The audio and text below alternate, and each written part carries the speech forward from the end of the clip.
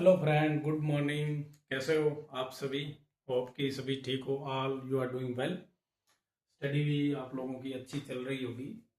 तो आज अपन पॉलिटिक का एक और इम्पोर्टेंट टॉपिक कवर करते हैं, जो कि बहुत exam point of view very important. Writ jurisdiction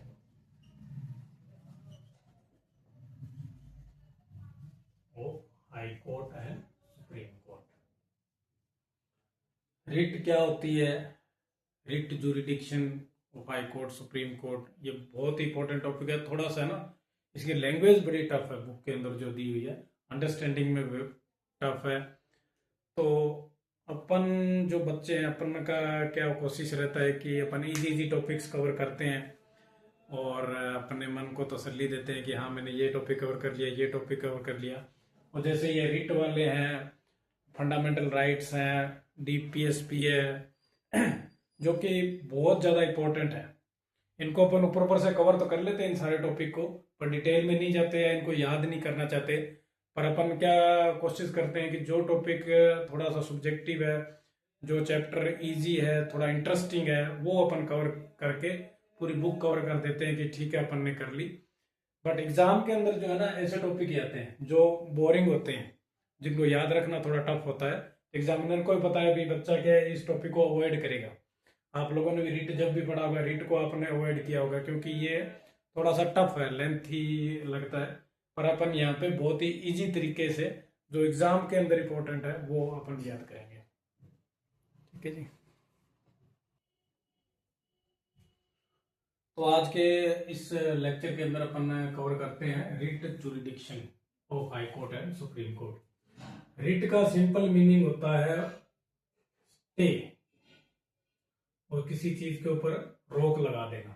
ठीक है, रोकना, रोक लगा देना या स्टे लगा देना। जैसे आप बहुत सारी एडवर्टाइजमेंट भर्ती होती है, जो रिक्रूटमेंट होती है, उसके अंदर रिजल्ट आने से पहले अपन न्यूज़ वगैरह में पढ़ते हैं कि इस भर्ती पे स्टे लग गया है, रोक लग गई है, ये रिट लग गई है। ठीक है ना। बहुत सारे भर्ती होने के बाद में रिट लग जाती है, भर्ती होने से पहले एडवर्टाइजमेंट आते ही रिट लग जाती है। तो उसके ऊपर रिट लगना मतलब हाई कोर्ट, सुप्रीम कोर्ट उसके ऊपर स्टे लगा देती है, टेम्परेरी रोक लगा देती है। उसको क्या बोलते हैं अपन? रिट बोलते हैं, रिट जुरिडिक्शन।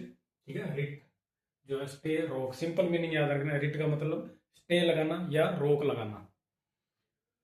तो इससे पहले अपन है ना, पिछला जो लेक्चर किया था उसके अंदर फंडामेंटल राइट्स देखे थे। फंडामेंटल राइट कहाँ से कहाँ तक होते हैं? 12 से लेके 35 तक। ठीक है, तो इसके अंदर अपन 14 से 35 तक सारे राइट देख लिए थे। दो राइट छोड़ दिए थे, वो इसीलिए छोड़े थे, वो रिट से रिलेटेड है, इसलिए एक बार उनको रोक दिया था। मतलब मैंने पिछले लेक्चर के अंदर नहीं कवर किए थे। अभी उन दो को भी कवर कर लेते हैं। आर्टिकल नंबर 12 फंडामेंटल राइट के अंदर, आर्टिकल नंबर 12 एंड 13। ठीक है, तो आर्टिकल 12 क्या कहता है? Article 12 state, definition of state. ठीक है, सिंपल एक हर एक आर्टिकल के अंदर है ना, एक या दो वर्ड आप याद रखा करो। आर्टिकल 12 ये है, 13 ये है, 14 ये है। हर एक आर्टिकल के अंदर मेन एक या दो पॉइंट्स, दो तीन पॉइंट याद रखो, क्योंकि पूरा आर्टिकल अपने को कभी याद नहीं रहता है और एग्जाम के टाइम में अपन कंफ्यूज हो जाते हैं। तो हर एक टॉपिक, जैसे रिट भी है, कितने टाइप की रिट है, हर एक रिट के बारे में थोड़ा थोड़ा अपन आज देखेंगे। उसी प्रकार से सारे आर्टिकल के अंदर एक एक दो दो पॉइंट अपन याद रखो, जो मोस्ट इंपॉर्टेंट है, एग्जाम के अंदर रिपीट होता है। ठीक है ना, क्योंकि अपन सारा टॉपिक याद रखेंगे तो बहुत डिफिकल्ट होता है उसको याद रखना। और एग्जाम के अंदर अपन, क्योंकि एक जैसी ये टर्मिनोलॉजी होती है, एग्जाम के अंदर अपन कंफ्यूज हो जाते हैं, ये ऑप्शन था, शायद ये भी था। और ये टॉपिक सारे थोड़े टफ टॉपिक है, अपन इनको एक ही बार थ्रू करते हैं, उनको याद नहीं करते हैं। इन सब टॉपिक को है ना याद कर लेना, रट लेना है तोते की तरह। जैसे तोता रटता है ना, उस तरीके से रट लेना है, तो ही एग्जाम के अंदर आप कर पाओगे। और एक एक दो दो पॉइंट ही करने हैं, ज्यादा करोगे तो कंफ्यूज हो जाओगे। ठीक है, तो आर्टिकल 12 का मतलब simple state, definition of state, बस इतना याद रखो। ठीक है, डेफिनेशन ऑफ स्टेट। जैसे पॉलिटी पढ़ते हैं उसके अंदर बार बार ये मेंशन आता है कि स्टेट ने ये किया, स्टेट ने वो किया, टर्मिनोलॉजी अलग अलग जगह पे यूज होती है स्टेट। तो स्टेट का मीनिंग क्या है? स्टेट का मीनिंग ये नहीं है इस पॉलिटी के अंदर कि अपने जो 28 स्टेट हैं, 8 यूनियन टेरिटरी है, वो वाला स्टेट नहीं है। यहाँ पे स्टेट का मतलब होता है, मोटा मोटा मीनिंग होता है गवर्नमेंट, सरकार, ठीक है, या कोई भी एजेंसी या कोई भी गवर्नमेंट डिपार्टमेंट, कोई भी सरकारी दफ्तर, ठीक है, या सरकार का जहां कहीं भी सरकार का कहीं इन्वॉल्वमेंट है, गवर्नमेंट का कहीं इन्वॉल्वमेंट है, वो सभी क्या चीजें हैं? स्टेट है। ठीक है, कोई भी कंपनी के अंदर यदि सरकार के शेयर हैं तो वो भी स्टेट है। यदि कंपनी, कोई प्राइवेट कंपनी सरकार के लिए काम करती है तो वो भी स्टेट है। तो ईच एंड एवरीथिंग जो जिसके अंदर सरकार का कोई ना कोई कुछ ना कुछ इन्वॉल्वमेंट है, वो सारी की क्या चीजें? स्टेट है। तो इसके अंदर जैसे LIC है, प्राइवेट कंपनी है, गवर्नमेंट कंपनी LIC, ONGC है, बैंक है, ठीक है, कोई भी गवर्नमेंट ऑफिस है, ठीक है, आप देखते हो गवर्नमेंट ऑफिस, सभी क्या है? स्टेट है। तो ये डेफिनेशन क्लियर होगी। डेफिनेशन ऑफ स्टेट क्या है? ये सारी चीजें क्या है? स्टेट है। इसके बारे में कई बार ऑब्जेक्टिव क्वेश्चन आ सकता है।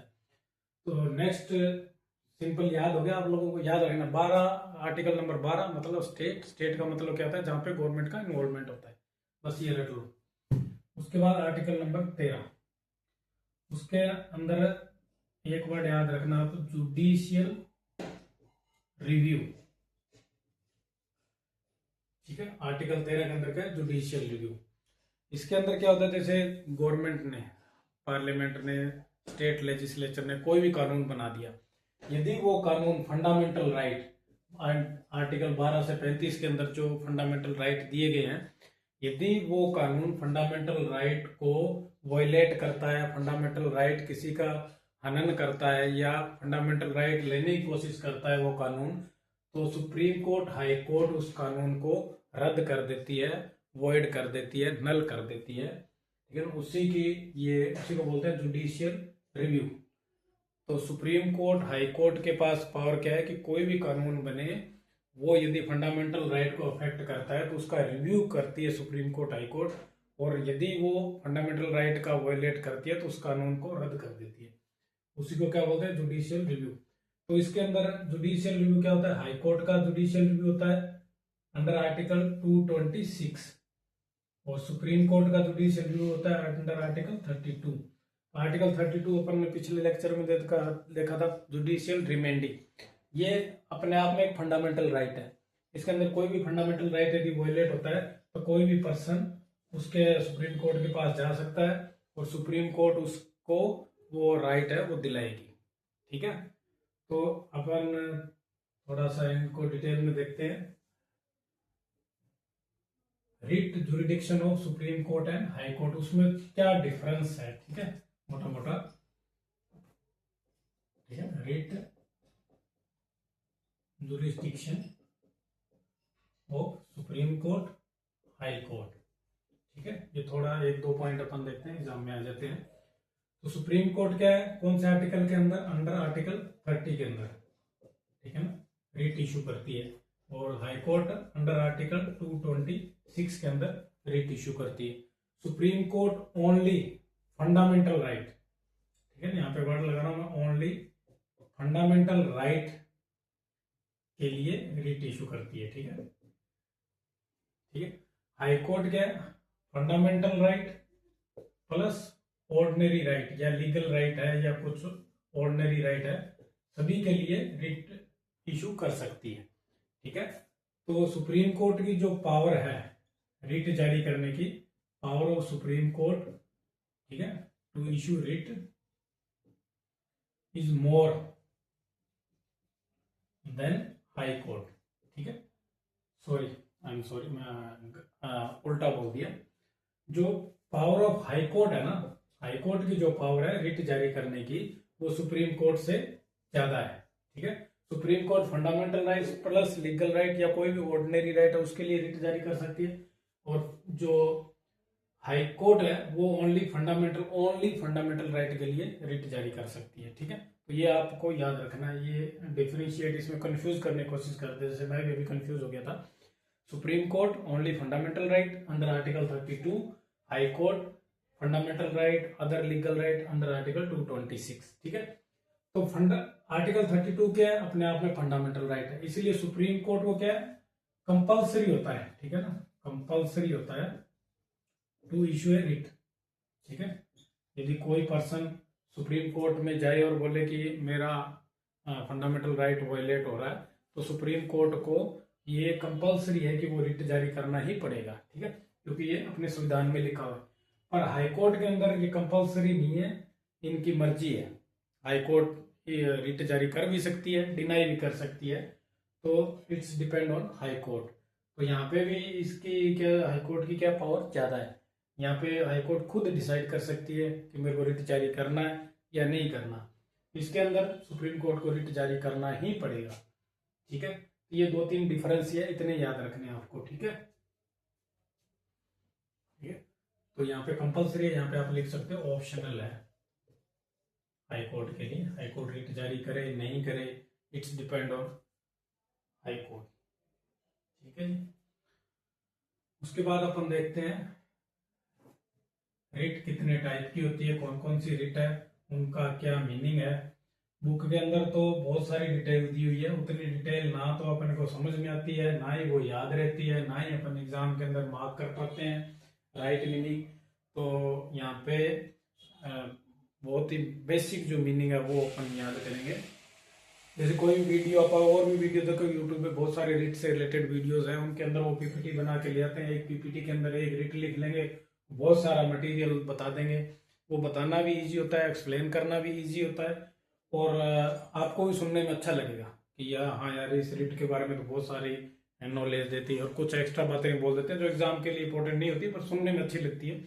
इसलिए बच्चे क्या करते हैं कि हाँ यार ये वीडियो रिट के लिए बहुत अच्छा है, बार बार सुनते हैं, पर उसमें पल्ले कुछ नहीं पड़ता, याद कुछ नहीं होता है, एग्जाम में वो फिर कंफ्यूज हो जाते हैं। इसलिए उसको कोई ज़्यादा मीनिंग नहीं है। अपने को तो क्या है, रिट की बहुत ही बेसिक जो डेफिनेशन है वो अपन देखते हैं, जो टाइप्स ऑफ रिट है उनके बारे में पढ़ते हैं। ठीक है, तो एक नंबर जो रिट है,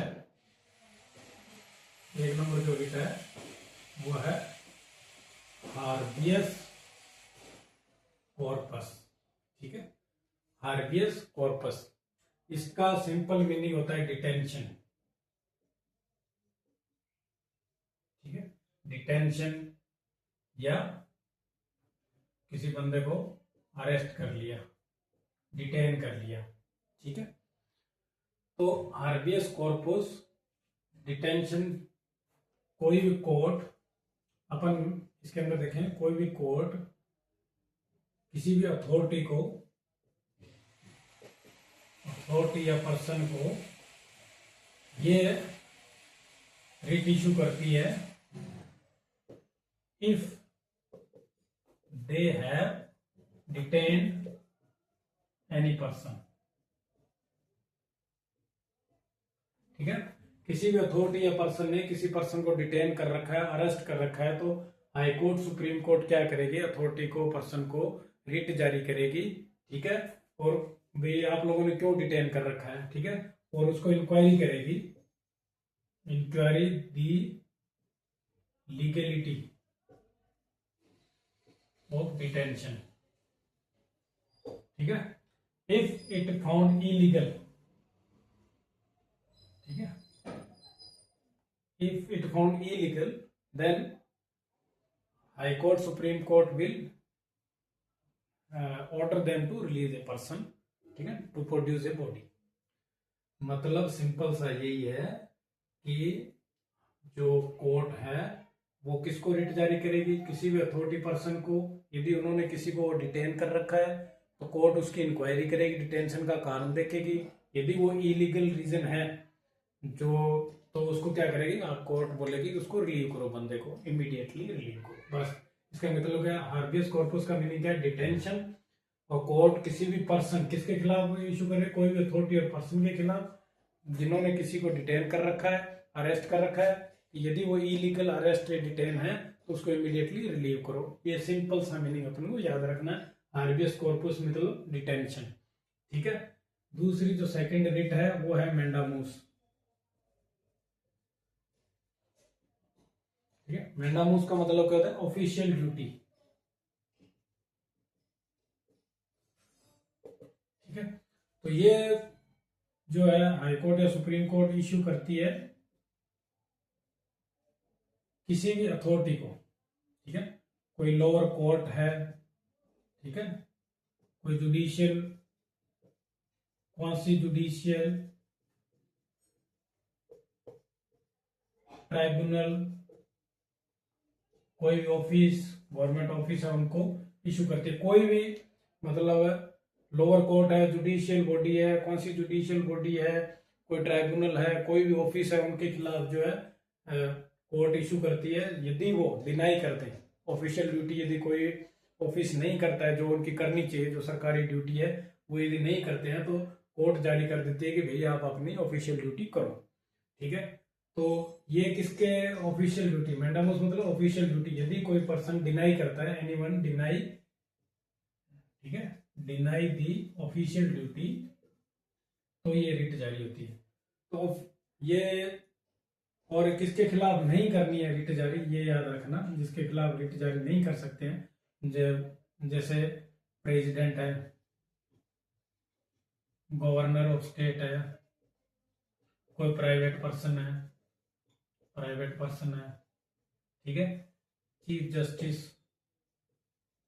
ऑफ हाई कोर्ट है, ठीक है। तो इनके खिलाफ ये जारी नहीं करनी है। तो इसके अंदर अपने को याद रखना है मैंडामोस मतलब ऑफिशियल ड्यूटी। यदि कोई ऑफिस ऑफिशियल ड्यूटी परफॉर्म करने से मना कर देता है तो कोर्ट रिट जारी करती है कि आप अपनी ऑफिशियल ड्यूटी करो, ठीक है। तो कोर्ट किसको रिट जारी करती है, कोई भी lower court, office, quasi judicial कोई भी बॉडी उसके खिलाफ रिट जारी करती है। और किन को नहीं करती है ये याद रखना है, मैंडामोस किसको नहीं कर सकती है, प्रेसिडेंट, गवर्नर, प्राइवेट पर्सन है, कोई चीफ जस्टिस ऑफ हाईकोर्ट, कोई प्राइवेट बंदा उसको नहीं कर सकती है, प्राइवेट कंपनी उसको नहीं कर सकती है।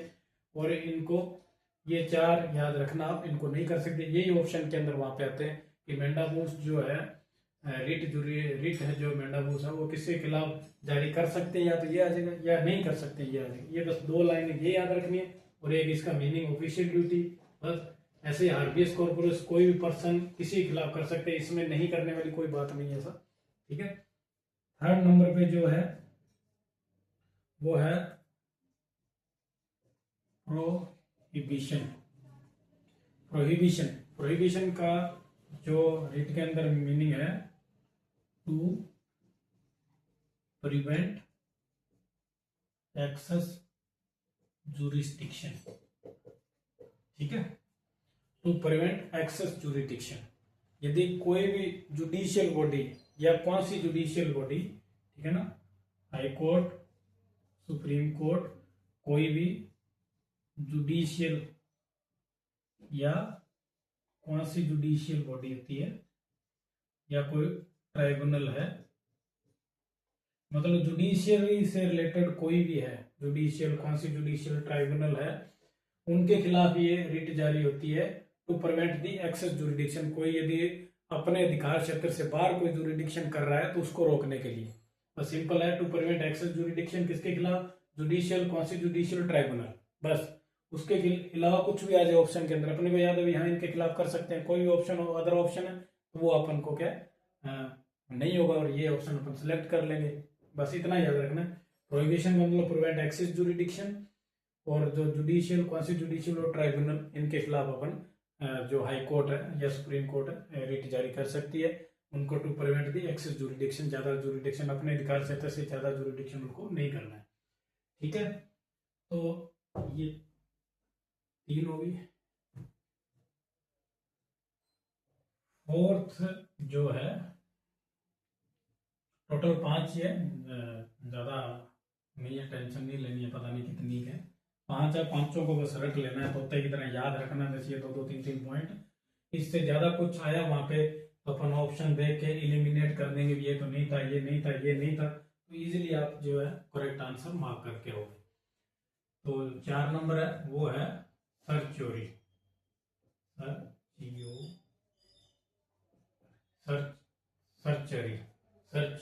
सर्च्योरी जो है ये 4 नंबर, नाम थोड़े से टफ है, याद कर लेना, ठीक है। सर्च्योरी इसका मतलब होता है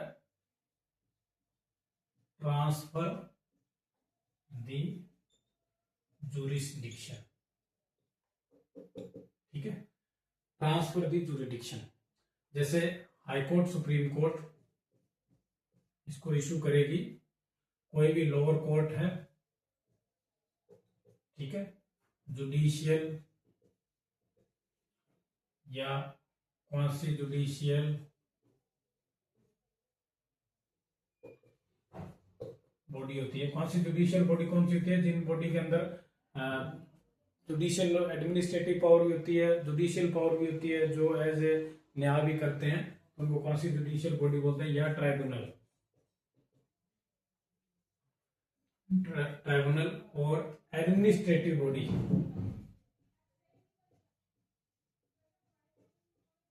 एडमिनिस्ट्रेटिव बॉडी, ये चार चीजें याद रखनी है अपने को।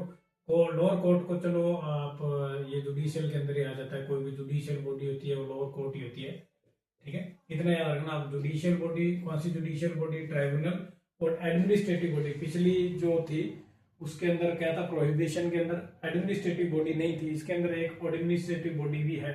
इनको क्या है, हाई कोर्ट सुप्रीम कोर्ट है जो रिट जारी करती है, ट्रांसफर दी जुरिडिक्शन। क्यों करती है? जब कोई एक्सेस ऑफ जुरिडिक्शन हो या लैक ऑफ जुरिडिक्शन हो, ठीक है, या कोई लॉ के अंदर फॉल्ट हो, ठीक है, लॉ में एरर हो, ठीक है, लॉ के अंदर एरर हो, लॉ के अंदर एरर हो तो भी ये तीन कारण हो गए, सर्च्यूरी, ट्रांसफर ऑफ जुरिडिक्शन किसको कर सकती है और क्यों करना है, एक्सेस ऑफ जुरिडिक्शन हो, लैक ऑफ जुरिडिक्शन हो, लॉ के अंदर एरर हो, तो ये जो है रिट अपने जारी कर सकती है, ठीक है। 5 नंबर, इसके अंदर क्यू वारंटो, ठीक है, क्यू वारंटो, इनको याद रखना है। तो इसका मतलब क्या होता है, टू इंक्वायर, ठीक है। ये जो रिट है सुप्रीम कोर्ट, हाई कोर्ट किसी भी पब्लिक ऑफिस के लिए जारी कर सकती है कि कोई भी लीगलिटी ऑफ क्लेम, किसी का कोई क्लेम है, कोई भी डिमांड है, उसकी जो लीगलिटी है उसके लिए इंक्वायरी कोर्ट करेगी, ठीक है। ये क्लेम सही है या गलत है, उसको बोलते हैं क्यू वारंटो, इंक्वायरी करनी, ठीक है। तो ये सुप्रीम कोर्ट, हाई कोर्ट, ठीक है, इसको कोई भी ऑफिस, ठीक है, कोई भी गवर्नमेंट ऑफिस है, ठीक है, उसके खिलाफ कर सकती है। पर इसके अंदर जो है ना, नहीं कर सकती है, किसके खिलाफ नहीं कर सकती है, ये याद रखना है अपने को, मिनिस्ट्रियल ऑफिस हो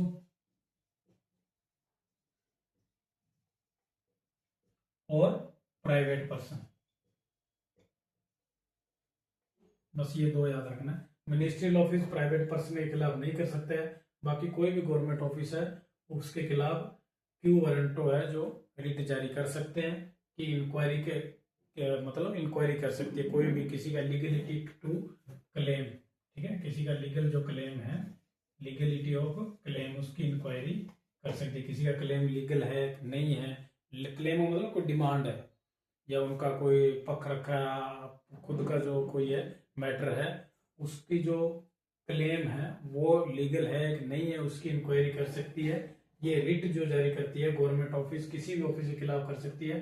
ओनली जिनके नहीं करनी है वो मिनिस्ट्रियल ऑफिस, प्राइवेट पर्सन, बस ये याद रखना, 3 चीजें, हर एक के अंदर 2-2 3-3 चीजें, इनको याद रखो आप और क्वेश्चन जो है मार्क करके आओ एग्जाम के अंदर, ठीक है जी। Thank you.